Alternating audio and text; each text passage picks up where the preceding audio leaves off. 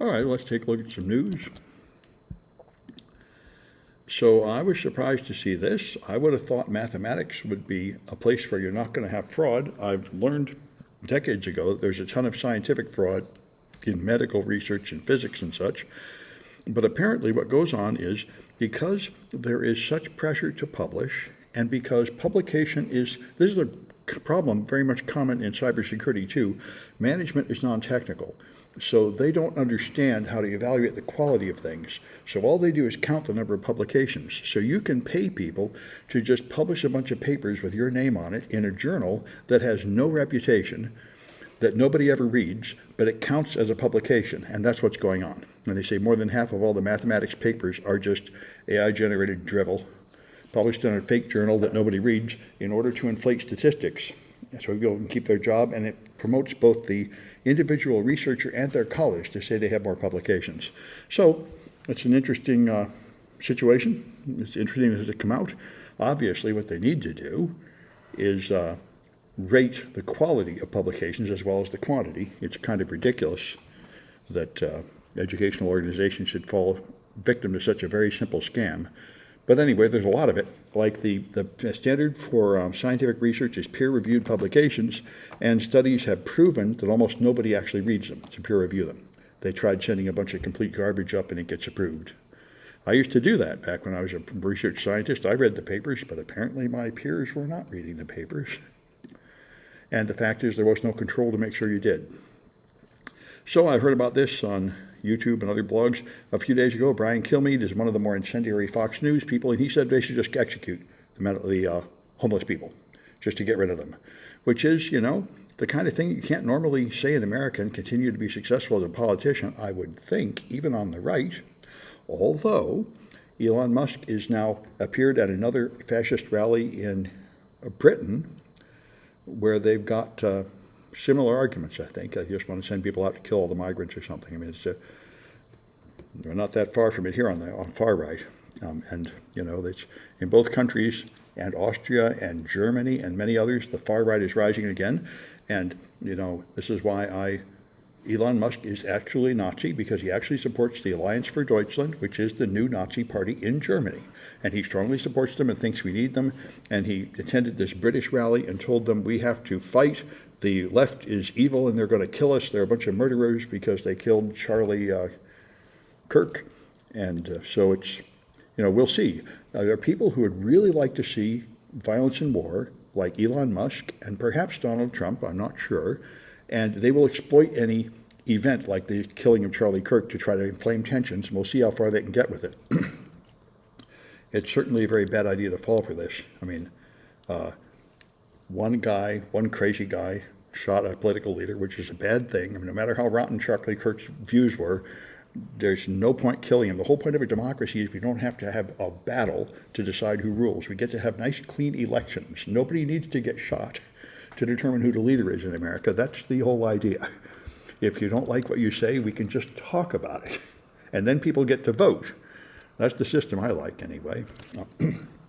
So Trump is also engaging in summary execution of people from Venezuela. He shot down a boat when they could have easily arrested the people on the boat and impounded the boat. They had military ships there. They're vastly outpowered. It was just a small vessel with a few crew. But they said those people are drug smugglers and just killed them. And now they've done it again a second time. And this is, like almost everything Trump does, this is clearly illegal and unconstitutional. You can do this if we are at war with Venezuela, but we are not at war with Venezuela, although he's already made that claim. That justifies him deporting people without any due process. And he wants to rule just like the dictators he loves, just like the dictator in North Korea or Putin in Russia. He feels like his word should be law and nobody should ever question it, and he can just say off with his head and have people executed. That's what he wants to do, and the Republicans in Congress and Senate are completely happy to let him do that, and the Supreme Court is completely happy to let him do that right now. But it may change next year, and so we'll see. But the Democrats are complaining this is illegal. The problem is, I guess if it goes to the Supreme Court has already said that Trump can break any law he wants and he can't be prosecuted for it. But the people that work for him can be prosecuted. So we'll see. But I highly doubt anything's going to be done unless the Democrats get the majority in 26. The entire Republican Party is completely sold off to Nazis and fascists. Anybody that dared to speak against them has been purged. So they've all just on board. They accepted a bribe to go along with this, and that seems to be the status quo. So I wondered about this. Now, they said this engineer got their company attacked because they took the two-factor recovery codes and just put them in a plain text file on their desktop. And the point of this article is that's not a good place to put them. Well, you know where I put mine? I put mine in a password manager. But a password manager is not any safer than a notepad file on your desktop. Anybody that gets execution on my machine as user accounts can just harvest the memory and find all the contents of the password manager sitting unencrypted in memory. So it looks safer, but it's not, as far as I can tell. Anyway, and that's why one of my corporate clients says you cannot put your secrets in a password manager. I guess they want you to write it down on a piece of paper, which I guess probably would be safer. Anyway, it's an interesting issue. And so this is very interesting. Kevin Beaumont is a very prolific security researcher, and he publishes his research constantly on Mastodon. I read a lot of it. It is very good. He was in Britain, and he frequently exposes people that have been hacked in Britain before they admit it. And what he says is happening in Britain is very interesting. They are outsourcing their IT work to this group called Tata Consultancy Services. And 3 major British companies have outsourced their work to them. After they outsource their security and database work to them, they get ransomwared because apparently these Tata people don't protect it very well, and the total losses have now exceeded £1 billion. And he says nobody cares, and this is a racket. He says the insurance companies like it because everybody has to buy insurance now, and the companies that outsource make more profit. And it's just kind of a racket. They let the crime go on. Everybody benefits from it. I don't know if he's right, but that's his argument. And it's very interesting, and I think you have to think about these incentives.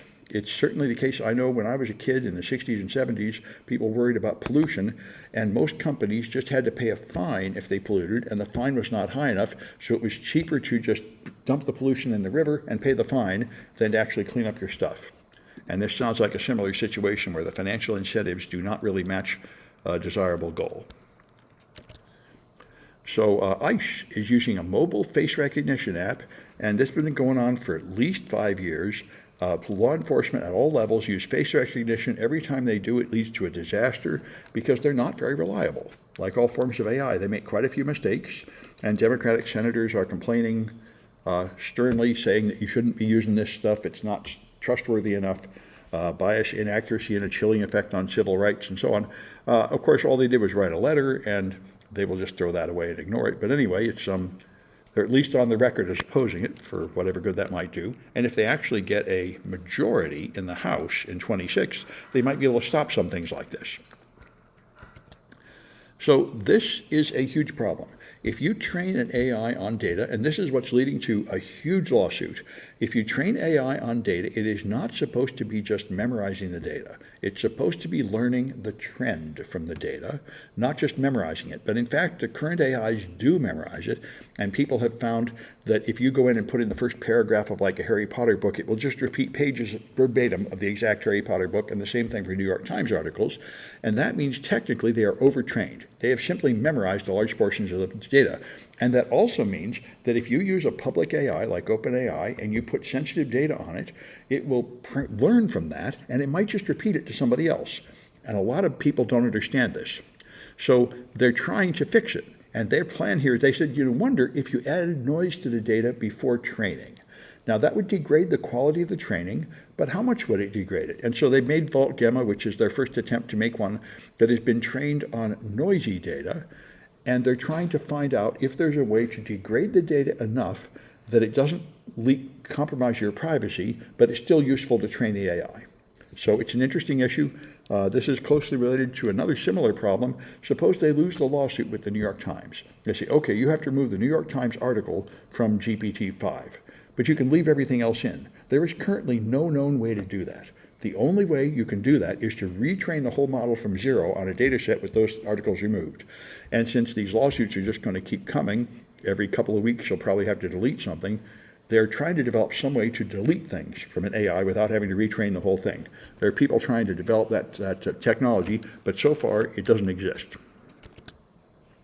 So I didn't know this. Tesla's robotaxis are running in San Francisco, and so are Waymos.